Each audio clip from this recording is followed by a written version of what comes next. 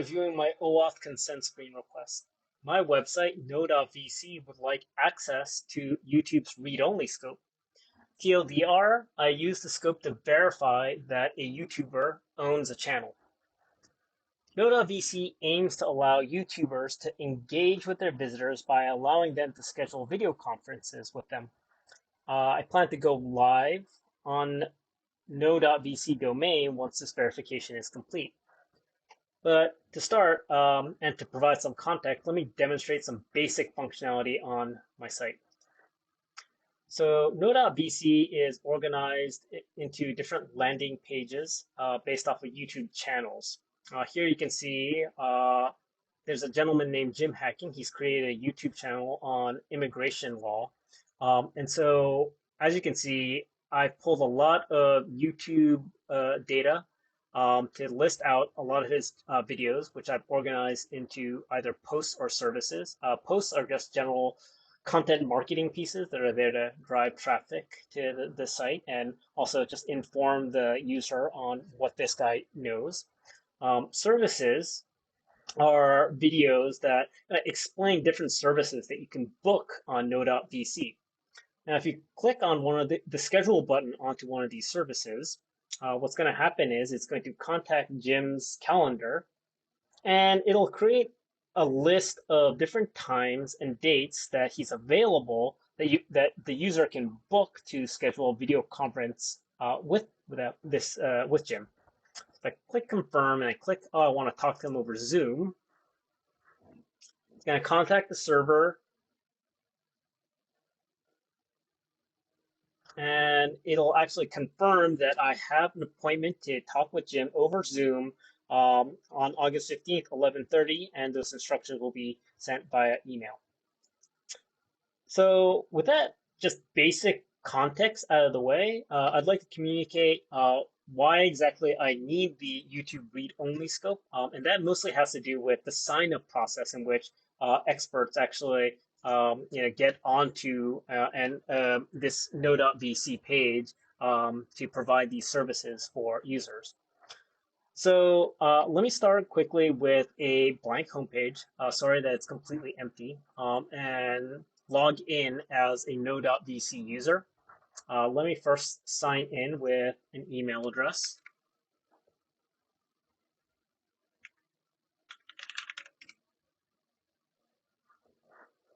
And so now I'm signed in, and then I'm going to click this button that says Become an Expert. And this is where the sign-up process begins, as well as kind of the consent process from Google's side. Here, there's some information as well as instructions on how to continue. Here it says what I'll need to continue, which is a YouTube channel, an online calendar, and a phone number. That's all information and things that are necessary to create an account.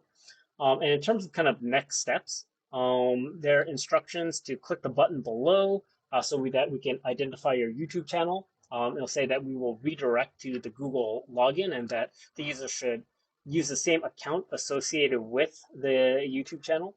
That you should click allow so Know.vc can verify the account and that we don't store any of your data, including a link to the privacy policy, and that the user will be redirected to Know.vc to complete the sign-up process. So without further ado, I'll click the YouTube sign in button as per the brand guidelines. I'll click that, and I'll click this account because that's the one associated with my YouTube page. Here's my YouTube account over here. And now what you'll see that we've been redirected back to Know.vc, and we'll see, and that Know.vc will list out all the YouTube channels that are associated with that YouTube account. Now I should note that this is the only instance in which I actually use the read-only scope is to list out the channels on this particular page. I'll circle back to how the different types of data I collect from YouTube's API and how and when I use it. But in terms of the read-only scope, this is the only instance and this is the only data that I collect using that particular scope. So I'll go ahead and click this Mundane Lunacy YouTube channel. Click next, and then I'll just quickly go through the abbreviated sign up process.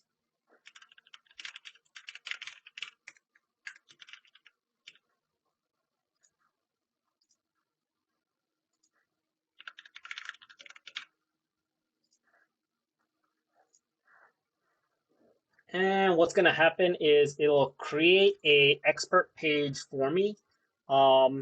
This will actually be the expert page settings page, and the actual expert page will ultimately be hosted somewhere here like this, and will look exactly like kind of the Jim Hacking Immigration Law landing page that I showed you earlier. So that is the sign up process demonstration. Let me just go on into what kind of data I collect from YouTube and how I use it. So there are generally two categories of data I collect from YouTube: data that I collect with the API key and data I collect with a token using the read-only scope. That's the one that I'm applying for today. The API key data that I collect is all public data. That includes channel data, playlist data, video descriptions, stats. This information is stored in a database and is used in different landing pages. Now, in a previous process, several months ago, actually YouTube's policy team got in touch with me about my usage of this API key. I have actually cleared the usage of the API key for all this public data. And I'll also kind of demonstrate that, as you can see, I follow all the branding guidelines. I link back to YouTube, and they have already kind of approved my usage of the API key for this purpose. And so, in terms of this and the storage in the database, this has already been approved. This section right here, the token with the read-only scope, this is what I'm applying for today. And I just want to make it extra clear that yes, this is private data, but the only data that I actually pull in Know.vc with this token are a list of channels associated with that account. Again, I only use that to verify that this user in fact owns that particular YouTube channel. I do not store that data into a database. And I only use it in the sign up process that you saw earlier. And to kind of like doubly just demonstrate that this is the case, let me actually show you me generating a landing page without use of that particular data. So here's another window. You can see I'm in incognito mode. And this is not going to be available to the public. Obviously, I created a simple mock expert page generator, and here I'm going to take a YouTube channel that I most definitely do not own. It's called from the Slow Mo guys. I do not have the login to access this this directly. But I'm going to enter this YouTube channel URL here. Let me just quickly infer an ID. And let me just quickly import it.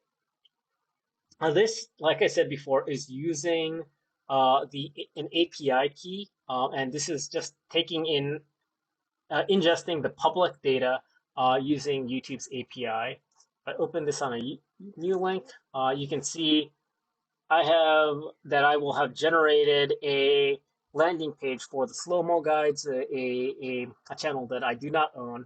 And again, I'm able to do this because I'm using this is their public data off of using the API key.